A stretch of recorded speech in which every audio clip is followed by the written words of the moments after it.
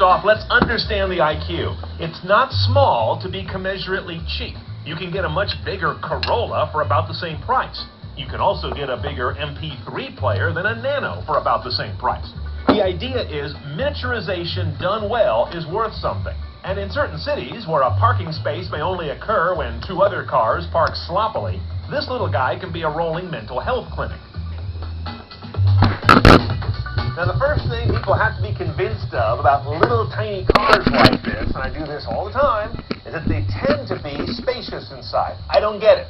You can get into an Audi A6 like I was 10 minutes ago and feel more cramped than you are in this, a Smart 42, or my 68 Fiat 850. It's just a weird thing about little cars. It's also not small in basic head unit technology. It's a Pioneer unit, but different than we've seen in Scions beforehand. You've got a touchscreen panel right here for getting to your various options. Let's go around them one at a time. Here's my phone screen. I do have my phone paired. It's a very clear, basic interface.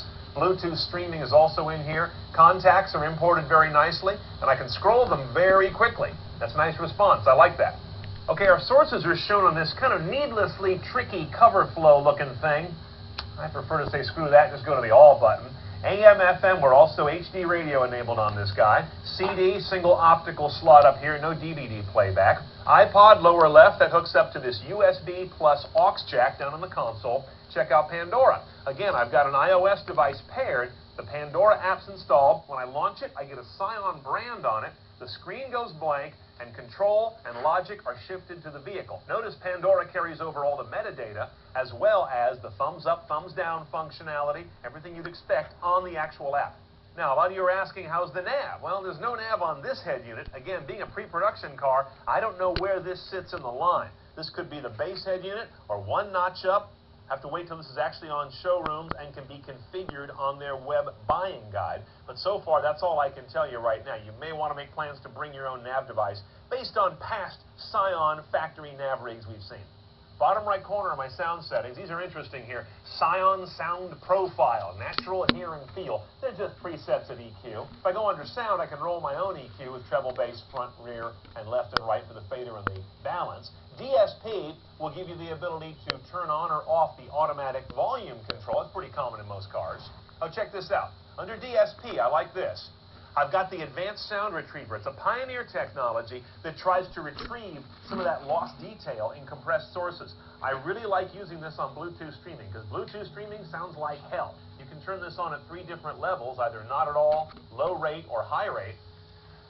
Oh, unlike some Scion products where they add this horrible Bluetooth system that has no interface. It's just a button over here, a black rocker switch, and a microphone. This one's got the cheapy microphone up here on the wheel, but now, finally, I've got the ability to go do settings on the phone from the screen. Thank you. Yep, that's the engine. All this much of it. 1.3-liter inline-4, pressed up way by the nose here, side saddle, front wheel drive. Nothing about this spells performance, it spells efficiency. You've got 94 horsepower, 89 foot-pounds of torque. Them's little numbers. But so is the weight of this car. It's about 2,000 pounds. When was the last time you had a car that only weighed a ton? 0 to 60? More than likely. And the MPG is 3637.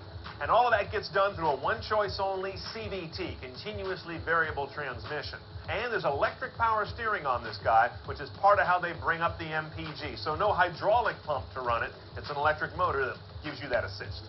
The IQ has much the same high-top sneaker look as a Smart 42, just kind of ballsier. And it's 14 critical inches longer, making it just big enough to look weird on a shelf at Toys R Us. Oh, and when getting in or out of the back of one of these, do it on the passenger side.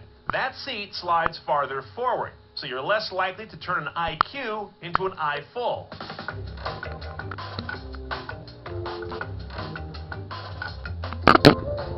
Door delivery is not perky. It's a little trick that manufacturers will do when they have a car with a really small engine. They'll give it really vigorous initial tip-in, so they'll front-load a lot of the engine's response early in the accelerator pedal travel. It creates the appearance of power, but then it runs out of steam, runs out of breath higher up.